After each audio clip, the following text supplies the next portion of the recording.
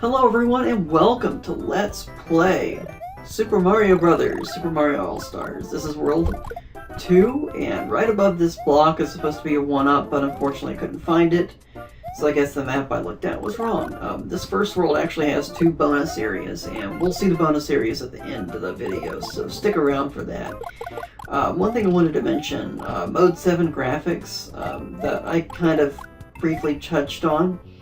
Basically what Mode 7 graphics was, it was a graphics mode in the Super Nintendo, and it allowed a background layer to be rotated and scaled on a scanline by scanline basis. And so that could create many different effects, and some of these effects included the application of a perspective effect on a background layer by scaling and rotating the background layer. And you can kind of see that like in F-Zero, for example. And it could transform a background layer into a two-dimensional horizontal texture map plane.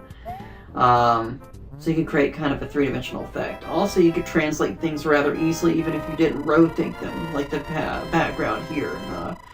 The formula is pretty straightforward. It basically uses linear algebra, as you'll see here. But, you know, it's on Wikipedia if you want to look it up and kind of figure it out.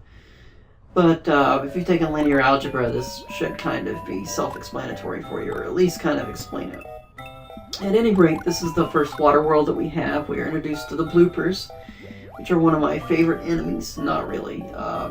They're kind of annoying. It's just because of the water mechanics. If you didn't have the water mechanics, the bloopers would be rather easy. But I like the game that it's very simple. And the Super Nintendo version, Super Mario All-Stars, gives you kind of a nice update to the game. It keeps it simple, but the graphics are just a little more pleasing on the eye. Gives it kind of that Super Mario World look, and I like that a lot. And that's the end of the level. That level's rather short. There are no bonus levels in this world or the next world. But both of the bonus levels are in the first world, as you'll see at the end of the video.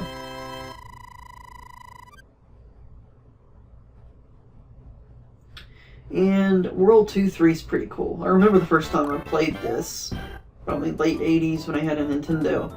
I didn't play this game when it immediately came out, and I didn't get a Nintendo until maybe the late 80s, but I remember this level being extremely difficult, but the trick to this level is you just keep running until you get to a certain point, and just stop. Slow down a little bit and keep going. And you'll miss the Cheep Cheep if you're just careful there, so not a big deal.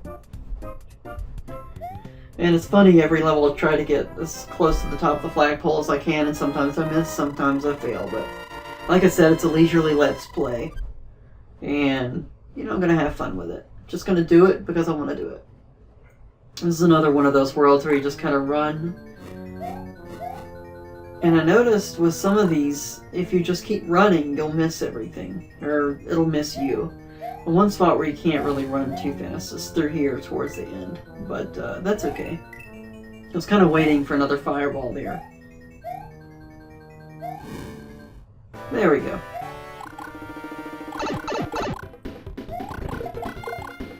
And just like the last world, we have this area here. There's nothing in the bricks here.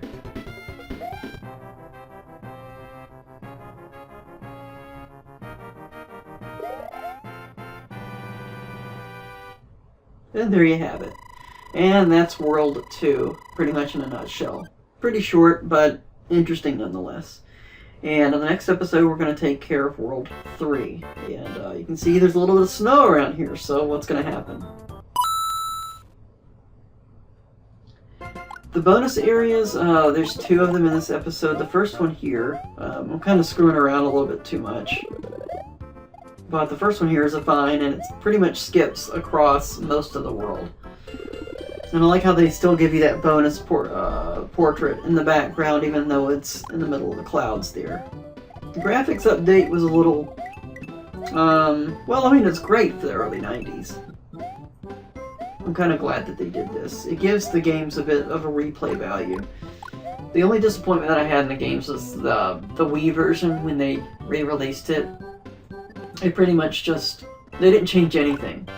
And they tried to repackage it It's like I think, what was it, a 25th anniversary edition or something. They tried to repackage it, but they didn't change anything. They didn't even change the controller graphic or whatever it was.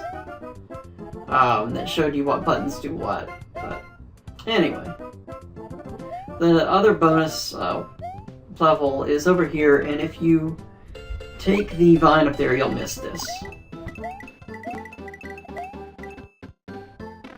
And there you have it.